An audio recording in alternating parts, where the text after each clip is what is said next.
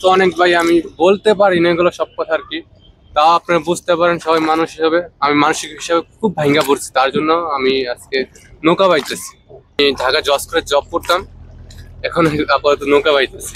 বাসাতে অনেক তো প্রিয় ভিউয়ার্স, আপনারা তো শুনতে পাচ্ছেন প্রিয় ভাইটির কথা। লাগানো আছে সে জজ করে, এখানে লেখা আছে জাতীয় আইনগত সহায়তা প্রদান সংস্থা। এটা কি সরকারি নাকি? সরকারি। তো সরকার তো দেখতে পাচ্ছ আমি এখন নৌপথে, বাট এটা হলো তুরাগ নদী। দেখো আজকের ভিউটা কত সুন্দর।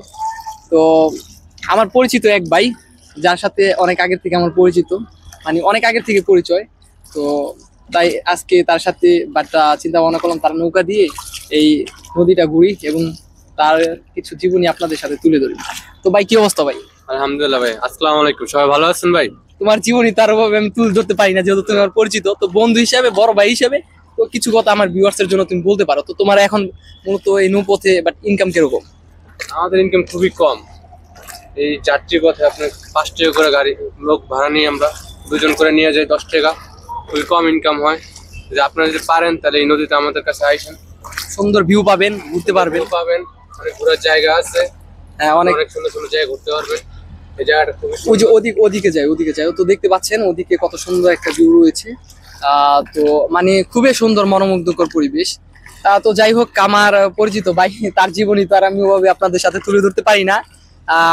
বাট কি আর বলবো, যদি তার বদলে যদি কোনো কেউ থাকতো তাহলে অবশ্যই তুলে ধরতে পারতাম। তো যাই হোক, ভাইয়ের সাথে বাট অনেক মানে তোমরা যারা রয়েছো, তো কখনো যদি তুরাগ নদীতে আসো তাহলে এরকম নৌপথ দিয়ে ঘুরতে পারবা। বাইরে নৌকা আছে। তো খুব সুন্দর একটা পরিবেশ, ওয়েদারটাও খুব সুন্দর। এখন তো দুপুর, তার জন্য তো তেমন ওয়েদার নাই। বিকাল হলে আপনার এই যে এগুলাকে কি জানি বলো, বালুর জাহাজ। তো এই তুরাগ নদীতে চলে। তো খুব সুন্দর একটা পরিবেশ। যখন মানে বিকাল হবে তখন আরো সুন্দর ওয়েদার তোমরা লক্ষ্য করতে পারবা। এখন তো দেখা গেল তোমার দুপুর টাইম, তো তার জন্য তেমন ওয়েদার না। ভাই, তোমার জীবনে কি কোনো দুঃখময় ঘটনা আছে? যদি থাকে তাহলে বলতে পারো, আনন্দময় ঘটনা থাকলে বলতে পারো। সবাই থাকে ভাই। আমি খুবই একটা ভালো চাকরি করতাম এক সময়।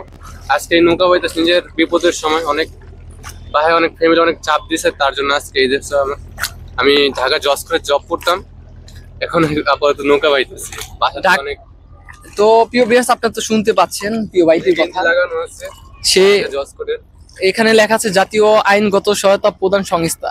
এটা কি সরকারি নাকি? সরকারি। তো সরকারি জব রেখে তুমি এখানে মূলত বুঝলাম না তো ভাই। আমি কিন্তু এটা আগে জানতাম না। সরকারি ভাবে ছিলাম না আমি, মানে অস্থায়ীভাবে ছিল। অস্থায়ীভাবে ছিলাম। এখন আর কি একটু আমাদের এখানে ঝামেলা হওয়ার পরে আর কি সবাইকে বের করেছে, আনঅফিসিয়াল ছিল, লোক রাখিনি। মানে তাদের ওখানে নাকি বিশৃঙ্খলা পরিবেশ সৃষ্টি হয়েছে, যার কারণে তার জবটা সে অস্থায়ী ছিল, সরকারি ছিল না। বিশৃঙ্খলা হওয়ার কারণে সে জবটা মানে ছেড়ে দিতে বাধ্য হয়। তো যাই হোক ভাই, তাছাড়া কি তোমার জীবনে কোনো দুঃখময় কোনো ঘটনা নাই?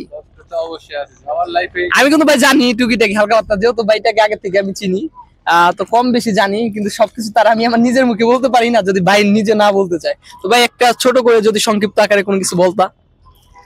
লাইফে সবাই সেটেল হয়ে তারপরে নিজের পায়ে দাঁড়ায়, তারপরে বিয়ে শাদী করবেন সব সময়, নাহলে আমার মতো দশা হবে। ভাই কি বিয়ে করো নাই? অবশ্যই ভাই, বিয়ে করছে। আমার একটা ছোট বাচ্চা আছে, আমার মেয়ে বাবু আছে একটা, তার জন্য আজকে আমি এত কষ্ট করতেছি। তো অনেক ভাই আমি বলতে পারি না এগুলো সব কথা আর কি। তাও আপনারা বুঝতে পারেন সবাই মানুষ হিসেবে, আমি মানসিক হিসেবে খুব ভাঙ্গা পড়ছি, তার জন্য আমি আজকে নৌকা বাইতেছি।